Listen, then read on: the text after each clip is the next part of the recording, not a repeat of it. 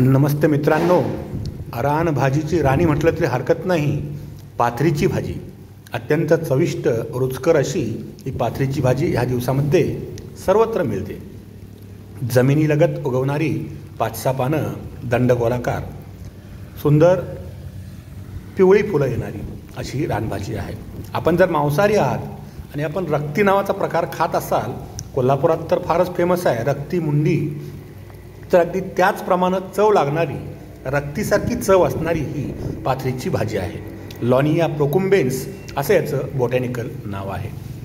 ही जशी भाजी म्हणून वापरली जाते तशीच अनेकविध रोगामध्ये याचा वापर होतो.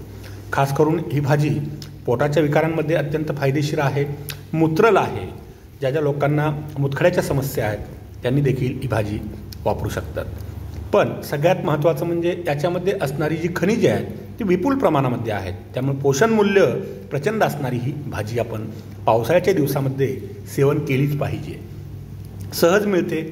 याच्यामध्ये मात्र एक माझ्या अभ्यासानुसार आढळलं मला, प्रदेशनिष्ठ काही जाग्याची जी भाजी असते त्याला चव लागते आणि काही जाग्याची भाजी असते त्यांना चव लागत नाही. हा मात्र अजून कोडं मला काही सुटलेलं नाही.